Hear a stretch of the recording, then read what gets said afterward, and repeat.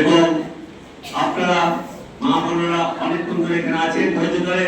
আমি শেষে একটি কথা বলবো, বেশি বলবো না। আপনারা নারী, নারী হচ্ছে বিশ্ব শক্তি, নারী গর্বে পৃথিবীর জন্ম, নারী একাধারে মা, তারপর মেয়ে, তারপর বৌমা, তারপর সে ঘুরে আবার শাশুড়ি মা, একটা চক্র পূর্ণ হলো। তো আপনারা একাধারে এক অঙ্গে কত রূপ ধারণ করছে। নারী শক্তিকে এম্পাওয়ার কথা বলে, আমি বলবো এম্পাওয়ার দরকার নেই, নারীর মধ্যে অলরেডি শক্তি রয়েছে। আমি জাস্ট একটা ছোট্ট উদাহরণ দিই। আপনারা মেরি কমের নাম নিশ্চয় শুনেছেন, বক্সার, মণিপুরের মতো একটা ছোট্ট জায়গা থেকে উঠে এসছে বক্সার।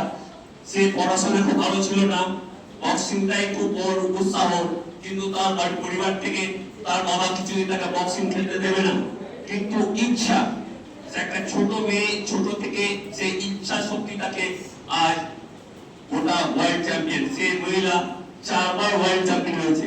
সে যখন প্রথম 5 মাসের মাথায় জাতীয় রাজ্য চ্যাম্পিয়ন, 8 মাসের মাথায় ন্যাশনাল চ্যাম্পিয়ন এবং 1 বছর মাথায় সে ন্যাশনাল চ্যাম্পিয়ন মানে ইন্টারন্যাশনাল চ্যাম্পিয়ন মানে আন্তর্জাতিক।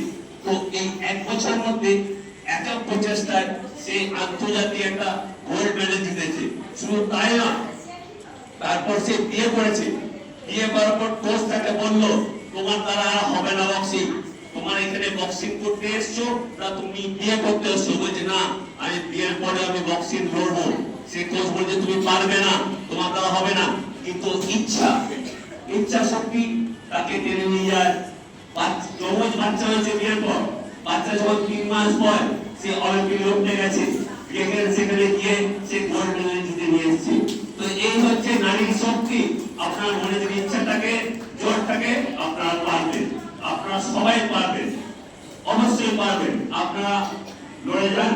আর এই সংগঠনের গল্পটা কেন, এই যে নারী সংগঠন, ধরুন আমাদের সরকারের বিভিন্ন রকম প্রকল্প থাকে, একটু আগে প্রকল্পের কথা বলে গেছিলেন। তো এই সংগঠনের মাধ্যমে আপনারা এই নানা রকম প্রোগ্রাম গুলো, ছোট ছোট প্রোগ্রাম গুলো, কুটির শিল্প গুলো, ডিআইসি গুলো, নানা রকম উদ্যোগ আছে রাজ্য সরকারের। তো স্পেশালি মহিলাদের জন্য অনেক রকম ব্যবস্থা আছে। এই সংগঠনের মাধ্যম দিয়ে আপনারা এই জিনিসগুলো জানতে পারবেন। আজকে ও সকালবেলা আমরা রেড ক্রসে গিয়েছিলাম। আপনারা অনেক হয়তো জানেন, অনেক হয়তো জানেন না, 9 থেকে 14 বছর মহিলাদের অ্যান্টি ক্যান্সার ভ্যাকসিন দিয়েছে, যেটা রেড ক্রসে দেওয়া হয়েছে। সেটা দুর্গাপূজা সমন্বয় কমিটি এবং রেড ক্রসের দূরত্ব ধরে দেওয়া হয়েছে।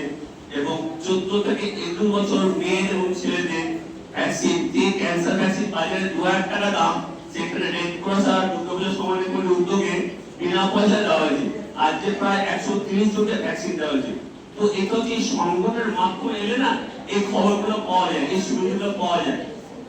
তো ক্যান্সার একটা মহামারী ব্যাপার, তো সেটা যদি বিনা পয়সায় আমাদের এই বর্তমানে বসে পাওয়া যায়, সেটা কতটা আমাদের পক্ষে কতটা মানে উৎসাহজনক, যেটা আমাদের ভবিষ্যৎ প্রজন্মকে আরো সুরক্ষিত রাখবে। তো এটা সংগঠন হচ্ছে একটি লাভ। তো আপনারা আসুন, এই সংগঠনকে আরো এগিয়ে নিয়ে যান।